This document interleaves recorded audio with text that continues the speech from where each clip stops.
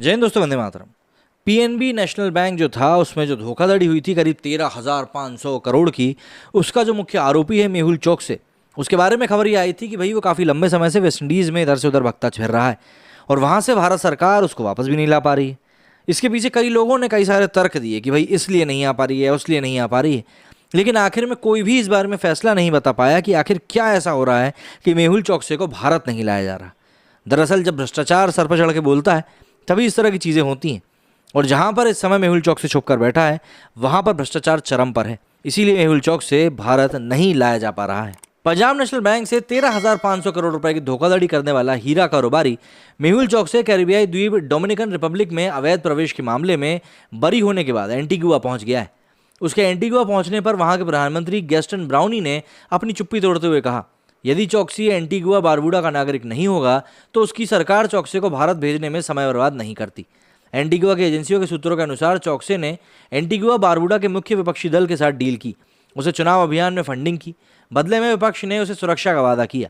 जांच में शामिल एक अधिकारी ने बताया कि चोकसी गिरफ्तारी के बाद से ही यूपीपी ने नियमित प्रेस कॉन्फ्रेंस कर चोकसी की रिहाई के लिए अभियान चलाया था।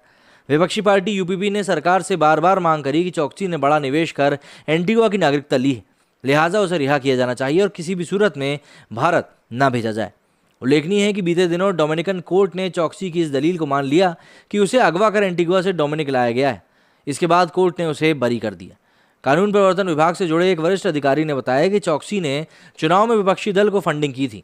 यदि आप ध्यान दें, क्योंकि चोकसी को बीते साल गिरफ्तार किया गया था, तब एंटीगुआ सरकार ने कहा था कि चोकसी की नागरिकता रद्द कर दी जाएगी और उसे भारत भेज दिया जाएगा। वास्तव में सरकार ने उसकी नागरिकता रद्द करने की अधिसूचना जारी कर दी थी, लेकिन यूपीपी ने इस प्रस्ताव का विरोध किया और लोगों को इसके खिलाफ अदालत में जाने के लिए उकसाया।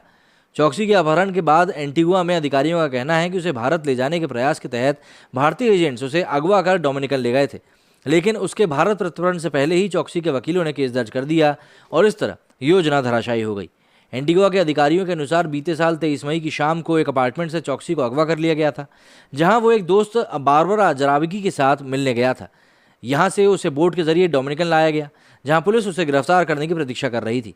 पैसेंजर मैनिफेस्ट में ब्रिटिश निवासी गुरजीत भंडार और एक अन्य भारतीय गुरमीत सिंह को दिखाया गया था।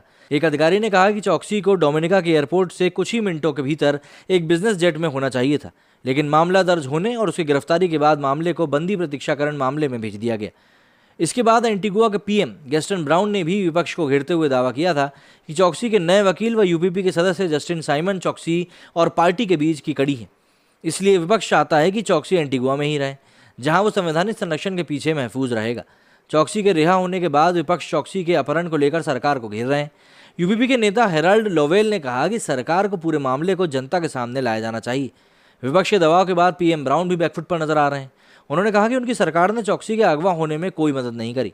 ब्राउन ने कहा कि यह सच है कि मैंने कई बार सार्वजनिक तौर पर कहा है कि मेहुल चोकसी को डोमिनिका से सीधे भारत भेजेंगे, लेकिन इसका आधार ये था कि उसने द्वीप छोड़ दिया है। उस समय मुझे और मेरी सरकार को उसके अगवा होने का जरा भी अंदाजा नहीं था। वहीं कैरिबियाई द्वीपों पर अपराधियों को संरक्षण देने वाली खबरों डॉलर की इंडस्ट्री फल फूल रही है। इस विषय में विशेषज्ञ एन मार्लो की जांच के मुताबिक 30 से अधिक देशों में नागरिकता की समान योजनाएं हैं। यहाँ नागरिकता लेना काफ़ी सस्ता है, साथ ही व्यक्ति को अपने बैकग्राउंड की जानकारी नहीं देनी पड़ती। पूर्वी कैरिबियाई द्वीपों के प्रशासन को डर है कि अगर वे प्रत्यर्पण शुरू करते हैं तो इससे खरबों डॉलर का जो उद्योग है वो तबाह हो जाएगा, क्योंकि कई सारे अपराधियों ने वहाँ की नागरिकता के बहाने वहाँ पर निवेश करके रखा हुआ है, जिससे उनका घर भी चलता रहता है और उनको संरक्षण भी मिला रहता है। मेरे स्टूडियो में फिलहाल इतना ही। जय हिंद, जय भारत।